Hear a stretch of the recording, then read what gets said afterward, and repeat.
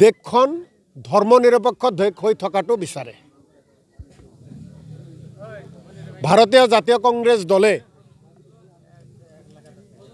হাজাৰ হাজাৰ মানুহৰ তেজৰ বিনিময়ত, প্ৰাণৰ বিনিময়ত, ত্যাগৰ বিনিময়ত ব্ৰিটিছক খেদি যি স্বাধীনতা লাভ কৰি যি সংবিধান লাভ কৰিছিল, সেই সংবিধান ৰক্ষা হোৱাটো বিচাৰে। হাজাৰ হাজাৰ মানুহৰ ত্যাগৰ বিনিময়ত, তেজৰ বিনিময়ত, প্ৰাণৰ বিনিময়ত এই ভাৰতবৰ্ষখন ৰাইজেই ৰজা যি গণতন্ত্ৰ কৰিছিল, এই দেশখন গণতন্ত্ৰ হৈ থকাটো বিচাৰে। ৰাইজে যাতে নিজৰ প্ৰতিনিধি নিজে নিৰ্বাচিত কৰিব পাৰে। বিজেপিয়ে 2টা কাৰ্যকাল দেশ স্বাধীন কৰিলে। তৃতীয়বাৰৰ বাবে তেওঁলোকে যদি আকৌ ক্ষমতাত আহে, দেশৰ গণতন্ত্ৰ বিপদত পৰিব, দেশৰ সংবিধান বিপদত পৰিব, দেশৰ ধৰ্মনিৰপেক্ষতাত তেওঁলোকে আঘাত হানিব।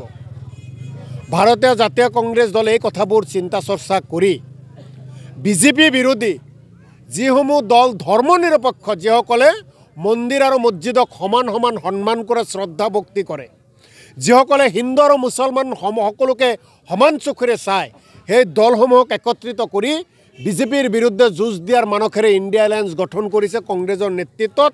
অসমতো আমি বিৰোধী জোঁট একেলগে হৈছোঁ।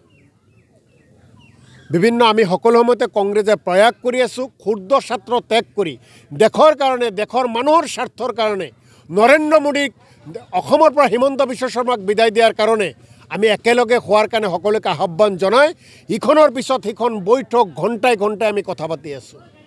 কিন্তু তাৰ মাজত বিভিন্ন ৰাজনৈতিক দলৰ বিভিন্ন অংক থাকে, বিভিন্ন উদ্দেশ্য থাকে। এতিয়াও আমি সম্পূৰ্ণ সফল হ'ব পৰা নাই। আজিৰ তাৰিখতো কংগ্ৰেছে আশা কৰিছে, কংগ্ৰেছে তলত পৰি সকলোকে বিনম্ৰতাৰ অনুৰোধ জনাইছে যে আহক মিলিজুলি দেশৰ পৰা নৰেন্দ্ৰ মোদী আৰু বিজেপিক বিদায় দিওঁ। আজিও আমাৰ আহ্বান আছে, আজিও আমি কথা পাতিছোঁ, বিভিন্ন শৰ্ত আমি মানিছোঁ। তাৰপিছতো নিৰ্বাচনৰ অধিসূচনা জাৰি হোৱা নাই। আমি কংগ্ৰেছ দলৰ প্ৰতিজন নেতাকৰ্মী আশাবাদী যে সকলো দল একত্ৰিতভাৱে খেলিব। গতিকে আজিও কা বিৰোধী আন্দোলন চলি আছে, প্ৰায় সকলো বিৰোধী ৰাজনৈতিক দলে ভাগ লৈছে। কংগ্ৰেছে সকলোকে আহ্বান জনাইছে, কংগ্ৰেছ দলে ভাগ ভাগ নহয়, একত্ৰিতভাৱে বিজেপিক দেশৰ পৰা খেদিব বিচাৰে।